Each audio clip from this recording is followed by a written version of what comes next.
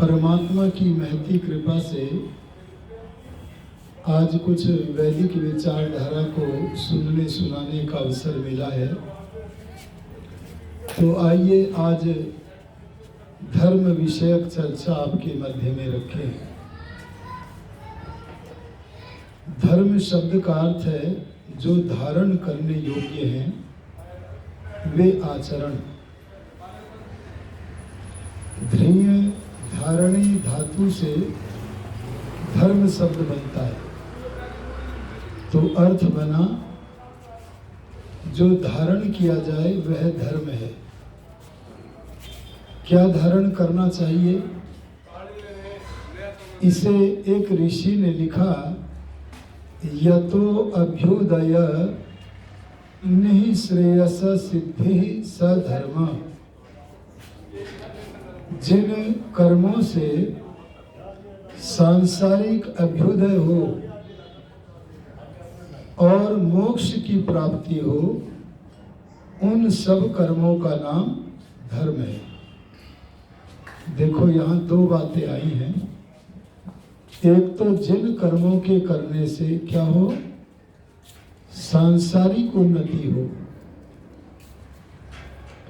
ऐसे बहुत सारे कर्म हैं जो कुकर्म है, लेकिन उनसे धन वैभव मिल जाता है।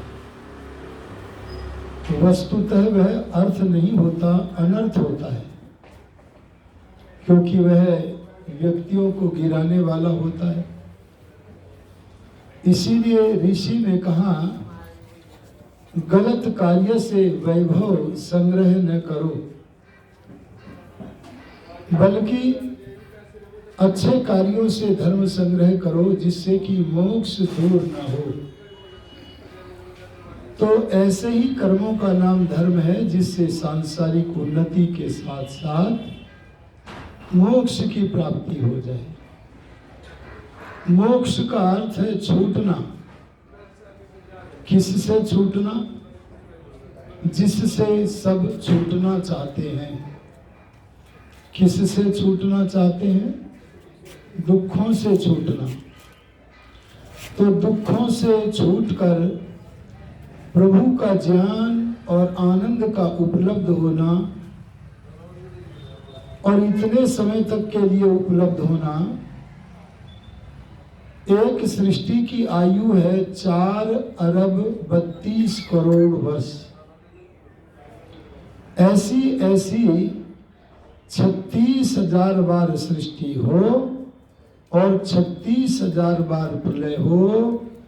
इतने लंबे समय तक व्यक्ति जन्म मरण के चक्र से छूटकर, ऐसे जन्म मरण के चक्र से कि जिसमें सांसारिक सुख भी है और दुख भी है, इन सब से मुक्त होकर अपने पिता के, परम पिता परमात्मा के राज्य में बेरोक टोक गति से जहां चाहे भ्रमण करे, ज्ञान और आनंद से लाभान्वित होता रहे, उस स्थिति का नाम मोक्ष है।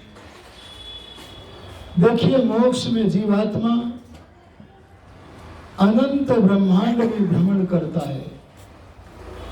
मोक्ष में जीवात्मा केवल हरियाणा में नहीं, केवल भारत में नहीं, केवल वर्तमान धरती पर नहीं, जितने भी ज्ञात अज्ञात लोक लोकांतर हैं, सब में घूमता हुआ, सारी सृष्टि को देखता हुआ। जब सारी सृष्टि को देखता है तो कभी कभी आपके मानसिक सत्संग में भी मुक्तात्मा भ्रमण करते हुए आते होंगे, और आकर के आपके वैदिक सत्संग को देखते होंगे, हर्षित होते होंगे। ऋषि दयानंद नवम समुल्लास में लिखते हैं, सारी सृष्टि को देखते हुए, भ्रमण करते हुए, मुक्त आत्मा परस्पर मिलते हुए परमेश्वर के ज्ञान और आनंद को भोगते हुए रहते हैं। इसका नाम मुक्ति है। अरे बोलो, इसका नाम मोक्ष है। तो जिन कर्मों के करने से प्रभु मिलन भी हो, अर्थात साक्षात्कार होकर मोक्ष भी हो, और हमारा जो वर्तमान जीवन है इसकी भी उन्नति हो, ऐसी उन्नतियों का नाम धर्म है। उन उन्नतियों के कराने वाले कर्मों का नाम धर्म है। इसके लिए धर्म के लक्षण करते हुए एक महाराज आए जिनका नाम था महर्षि मनु। क्या नाम था? महर्षि मनु। उन्होंने कहा, चलो हम धर्म के कुछ लक्षण आपके मध्य में रखते हैं जिससे कि लोग धर्माचरण करें। तब उन्होंने एक सूत्र दिया, धृति क्षमा दमोस्तेयम शौचमिंद्रिय निग्रह धीर विद्या सत्यम क्रोधो दशकम धर्म लक्षणम। विपत्ति आने पर भी धैर्य को न छोड़ना धर्म है। अरे बोलो, क्या आने पर?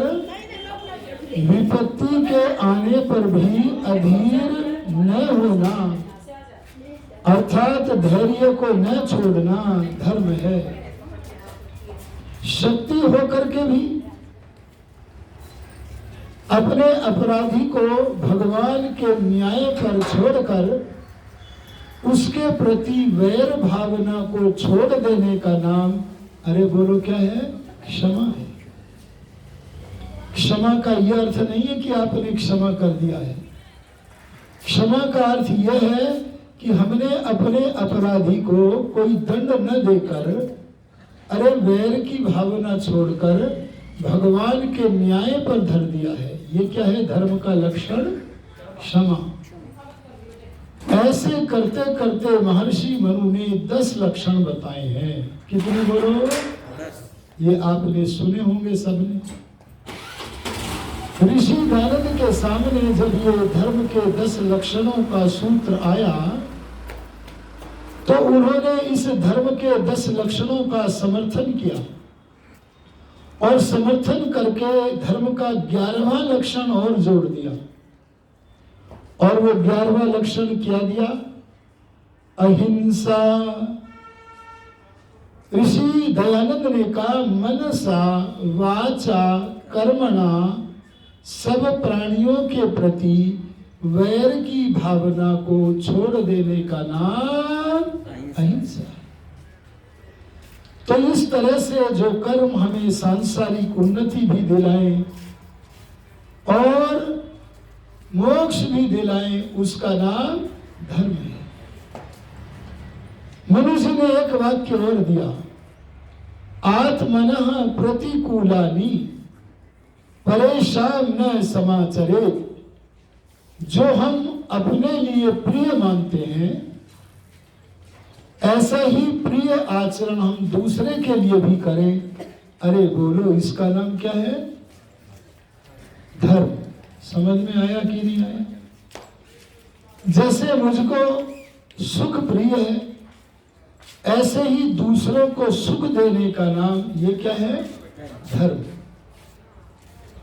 आइए अब मैं आपके समक्ष महर्षि दयानंद की पहली लेखनी से लिखा हुआ धर्म का परिभाषण प्रस्तुत करता हूं। महर्षि दयानंद जी ने लिखा, जिसका स्वरूप ईश्वर की आज्ञा का यथावत पालन। क्या कहा? धर्म का स्वरूप क्या है? ईश्वर की जैसी आज्ञा है वैसा ही उसका पालन करना। अरे बोलो, इसका नाम ईश्वर की आज्ञा वैसे तो भीतर से सबको मिलती है, लेकिन सबको ईश्वर की आज्ञा प्रतीत नहीं होती है। एक तो योगियों को परमात्मा की आज्ञा, योगी चूंकि परमात्मा को प्रत्यक्ष कर चुके होते हैं तो सीधे मिलती है।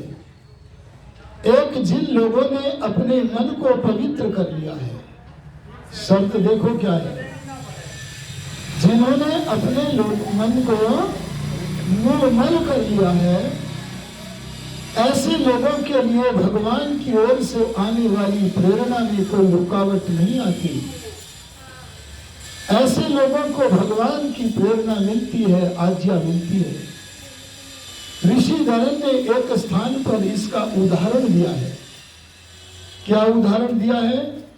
जिस समय कोई मनुष्य मन में कोई विचार करता है, वाणी से कुछ बोलता है या शरीर से कोई कर्म करता है, तो